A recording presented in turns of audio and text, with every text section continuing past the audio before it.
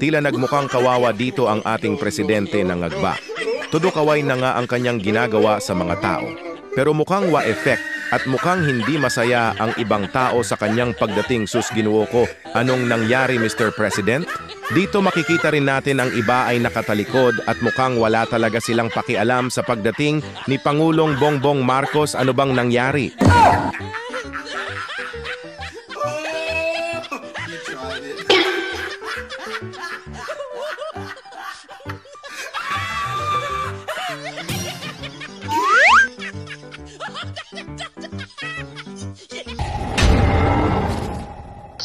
Isang Pilipinas na progresibo. Ang isang Pilipinas na may malasakit para sa isa't isa. Ang maganda para sa Pilipinas na lahat ng Pilipino po ay kapit-bisig, sabay-sabay, tungo sa isang mas maliwanag, mas maganda, at mas papayapang kinabukasan. Yan po ang ating mga kandidato para sa Senado. Ito po, mabuhay ang alyansa ng bagong Pilipinas. Grabe, ang sipag-sipag ni BBM mangampan nyo. BBM! BBM! Parang parang hindi ka presidente ng Pilipinas. Kami, sipag-sipag mo, Alos araw-araw talagang kinakampanyan niya ang mga kandidato niya. Alam niyo mga Lods, bakit? Gusto niyo malaman bakit? Kaya hands-on siya ngayon. Kasi gusto niya patunayan na superior pa rin siya. Gusto niyang patunayan na nasa kanya ang kapangyarihan.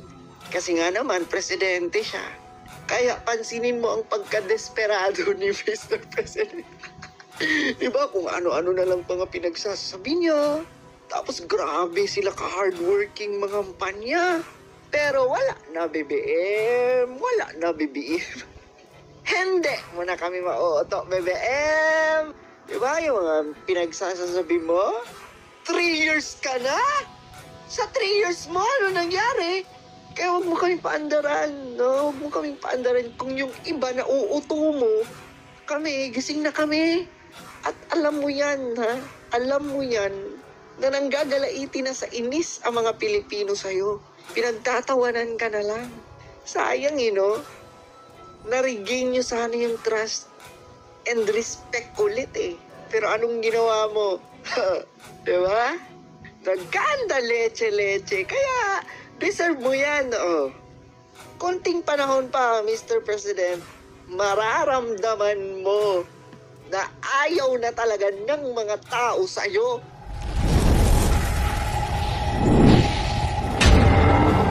Gobyerno sa Hong Kong. Naran po ba kayo? Ang totoo niyan, yung katabi mo, matino yan. Pakisabi mo sa katabi mo, matino yan.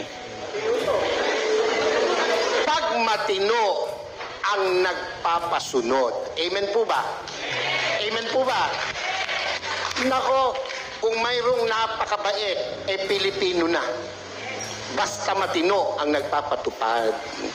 Iyan po ang nagustuhan ko sa Duterte administration. Kahit ako po ay isang obispo, pare, alam niyo naman si Pangulo, pag binanggit ang pare, dumudura. Hindi naman ako kasali doon. Ang katwiran ko, hindi naman lahat. Hindi ako kasali doon. Binabanggit ang Pangulo, pera si Bisha Perez. Naran po ba kayo?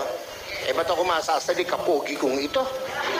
Na, biro lang po, pero yun po ang totoo. Noong ako po'y nag-aaral, paborito ko pong guro, may katapangan. Abay, nakikinig lahat ng kaklase ko. Pag ang guro ay napakabait, naglalaro yung mga klase ko. Walang matutunan. Nakukuha niyo po bang ibig kong sabihin? Sigurado, ang mabait, ang pinsang buo, katangahan. Pakisabi mo nga sa katabi mo, pinsang buo ng mabait, katangahan.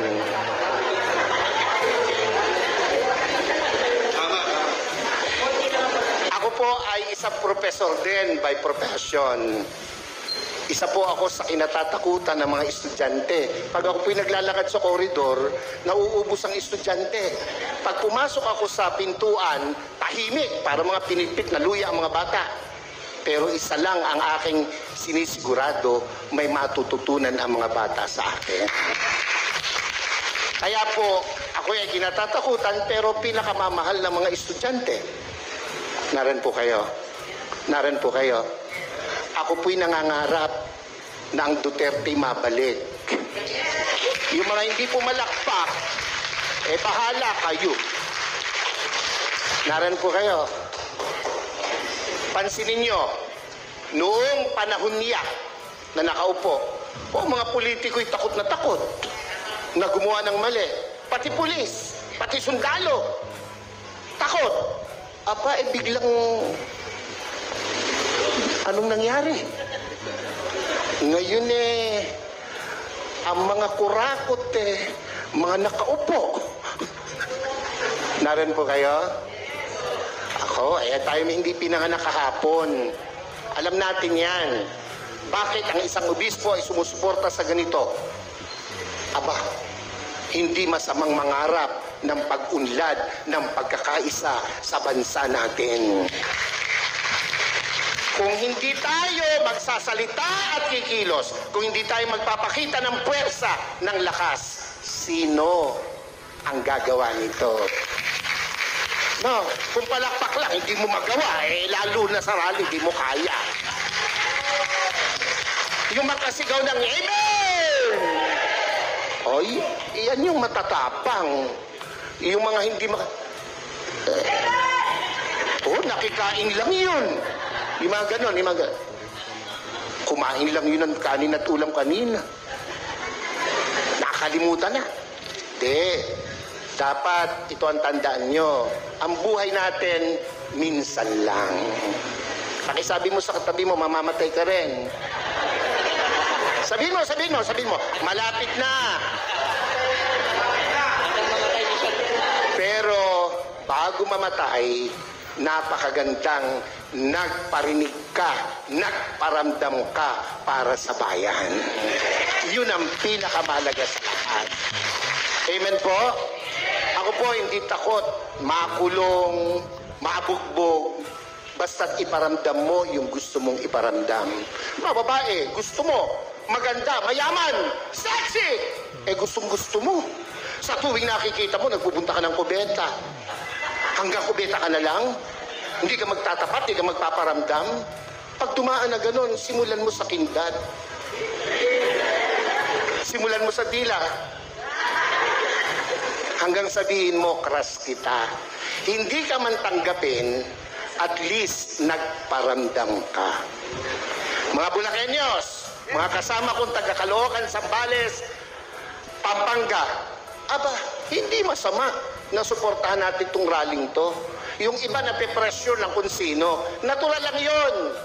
Ang nami-pressure sa kanila, siguro nasa taas. Dahil kung nasa baba, hindi nila papansinin. Pero, tayong malaya, huwag tayong pa-pressure kahit kanino. Minsan lang ang buhay natin. Sabi mo sa katabi mo, mamamatay ka rin. Sabi mo, mamaya lang. Wag.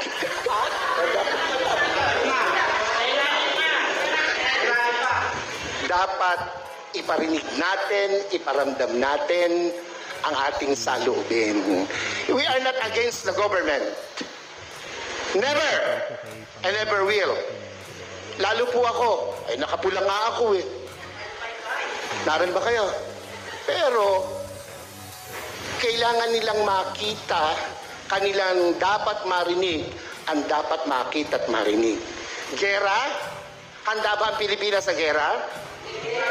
Ha? Kurutan man talo tayo sa kurutan. Ilan ang bilyon ang Sino? Ilan tayo? Panuntukan, talo tayo. Huwag nilang gawing issue yan at hindi mangyayaring magkagera. Pilipino pa, subukan nila rito, talo sila. Kung ang laban lang ay chismis, panalo ang Pilipino. No. Ewan ko ba sa Pilipinas walang chismosa? Wala, Mamatay na sana, Lord, yung mga nagsisinungaling. Huwag nilang gamitin yon na panakot, divert. Yung binanggit ni kapatid tungkol sa ayuda, wala akong question dun eh. Ang question ko ron ay nakakarating ba sa tamang tao yung ayuda? Ako hindi pa nakakaranas ng ayuda. Ewan ko itong mga kasama ko sa harapan. Nakatanggap na ba kayo? Ayuda.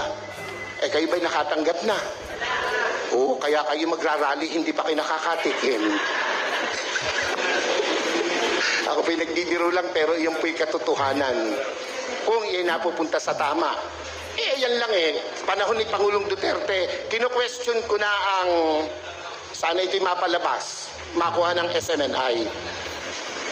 Yung binibigay natin sa 4-piece.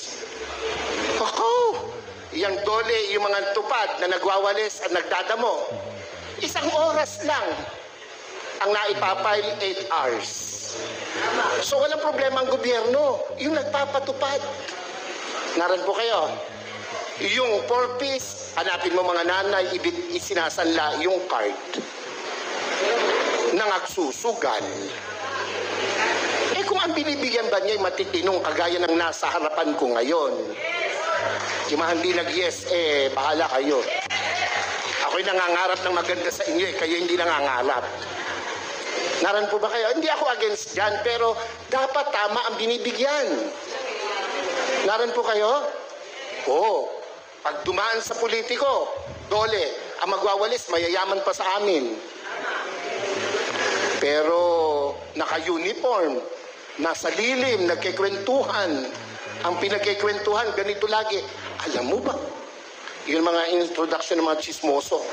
Alam mo ba? Alam niyo ba? O tango naman. Hindi tayo papayag na hindi natin iparinig, iparamdam, ipakita ang dapat nating ipakita sa bayang Pilipinas na ating minamahal. Ako po, kung matetreten sila sa pagtakbo ng mga Duterte, matreten sila. Bakit? Matitino yung Duterte. Ako po, kahit obispo, nung panahong iyan ay lumalaban, ako po'y kasama. Ako po'y nangitim. Ako'y inalukan na maupo sa kabinet. Hindi ko tinanggap. Ang gusto ko'y makita siyang namamahala. Kung anong ginawa niya sa Davao, gawin niya sa Pilipinas. At ginawa niya sa Pilipinas. Mabalik yun, ako po ay matutuwa.